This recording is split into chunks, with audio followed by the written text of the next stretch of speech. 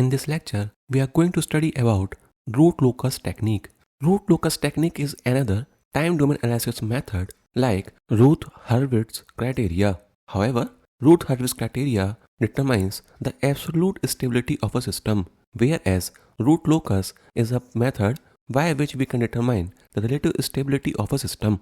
There are a lot of students who remember all the formula, who can solve very hard problems, but still they are not very clear about what is root locus and what we actually plot in root locus. This lecture will make your theoretical background, and the next two lectures will be very helpful for solving the numerical problems.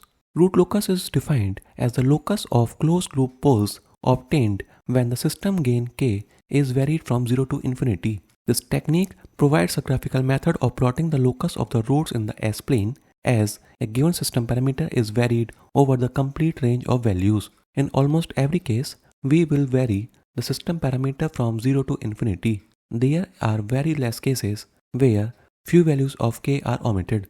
Keep this point always in your mind that root locus is a time domain analysis method.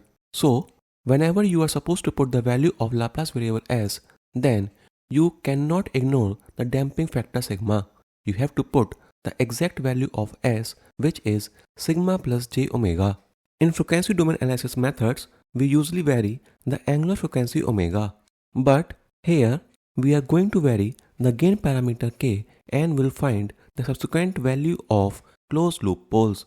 Now suppose we are having a closed loop transfer function which is equal to feed-forward function gs divided by 1 plus feed-forward function gs multiplied by feedback function hs. Open loop transfer function is defined as the product of feed-forward transfer function gs and feedback function hs. Let us assume the open loop transfer function is of the form system gain parameter k multiplied by zeros and divided by poles. So we are having two variables in the open loop transfer function. One is the system gain parameter k and the other is the Laplace variable s. We will always assume that the value of k is a simple real number. Now, the one thing that you need not to worry about is the position of gain parameter k, like where the value of gain parameter k is actually present in the block diagram. You can see two block diagrams on the screen, but the open loop transfer function for both the systems is exactly the same. So we will be getting the root locus in both these cases to be similar, but obviously the response for any input for these two cases may not be the same. Not only these two configurations, there are other possibilities also, like this case, where the gain parameter k is completely separated from the other two functions. In any frequency domain analysis method, we vary the angular frequency omega, but here in the case of root locus, we vary the value of gain parameter k and find the subsequent value of closed loop poles.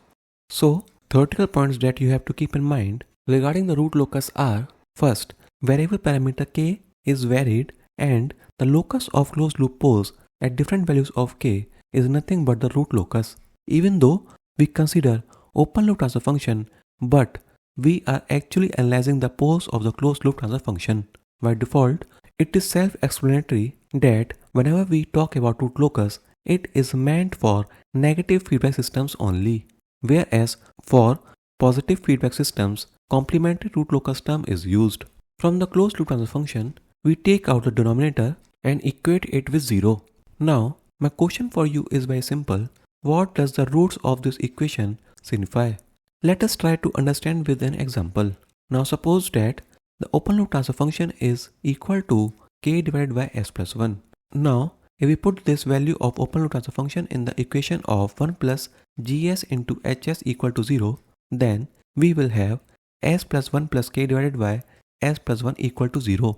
If this was present in the expression of closed loop transfer function, then the denominator would have gone simply to the numerator, but here in the form of an equation, the denominator s plus 1 will get simply multiplied with 0, leaving us with the equation s plus 1 plus k equal to 0. And this equation is nothing but the characteristic equation.